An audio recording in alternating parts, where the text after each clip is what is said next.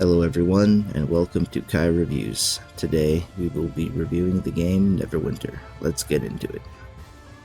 Neverwinter is an MMORPG, much the likes of World of Warcraft, Elder Scrolls Online, or RuneScape. It was released in June 2013, so it is older for sure. Despite that, I would rate this a 5 out of 10. First, let's look at gameplay. Unlike most MMORPGs, the combat has a dodge system, with plenty of abilities, even an ultimate one can use to even the playing field.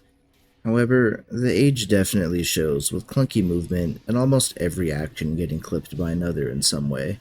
Just spamming the throw ability looks broken, like it was made in 2003. Easy mobs take too long to kill, which makes getting through quests just feel sluggish, like no matter what it was just going to take 10 minutes to get through the quests to do the next one.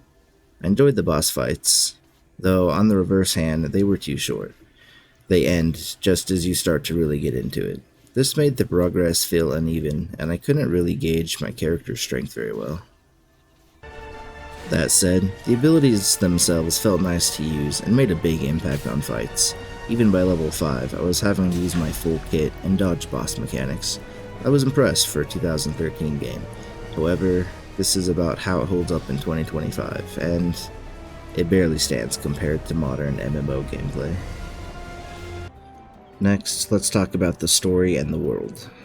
This is set in the Forgotten Realms verse, meaning it shares the same world with games like the Baldur's Gate series and the Icewind Dale series, as well as many other books and media. Just because they share the same world, don't mistake that for these being sequels or having the same events in history. Think of it more like a multiverse situation, or alternative timelines. The same gods, places, factions, races, and whatnot remain the same, but heroes and events don't always relate. If you like games with a Mount Everest amount of lore to dive into, this is a good option. However, there are just so many other, better games that deliver this world in more fun ways. Moving along, we got the visuals. Now, I have stated this game is older, and for the time, I believe the graphics are fine, good even. However, as I've also stated, this is a 2025 review, and the graphics leave a lot to be desired. There are live service games with worse graphics, I am sure. However, this one is pretty bad. I did find them tolerable though. Lastly, we got to talk about the audio. Sometimes the audio is great. Good music, plenty of sounds from other characters and ability effects. The NPCs will say things that help you feel in the world. Then, sometimes an ability will just mute itself, or quest NPC will just not say anything. And most noticeable, mounts make no noise. This also translates to the quality of the random sounds and even the voice acting. Sometimes it is great and I'm thinking, whoa, these birds sound cool. Then the next NPC I talk to, I hear muffled static. I am not sure I can give this a pass, as even in 2013, bad audio was a pretty noticeable thing. Final thoughts time. The game was okay 10 years ago, but never really grew a fan base. With all of the changes leading up to 2025, such as changes to how equipment is strengthened, and even max level being 20 now, reduced from 70, it just feels like it is here for only a certain few people.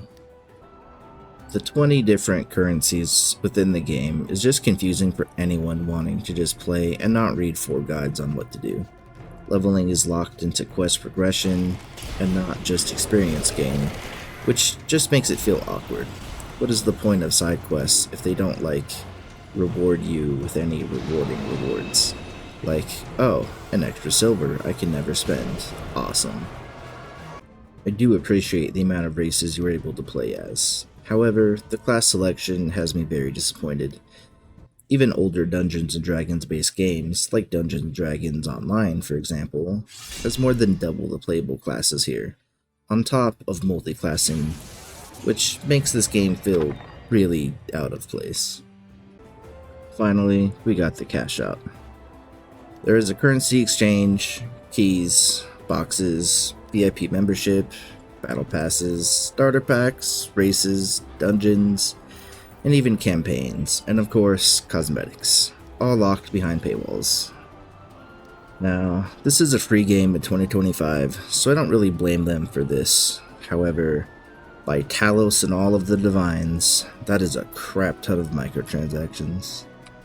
If the currency system was 4 or less, I really wouldn't mind that much. Like, okay, games gotta make money.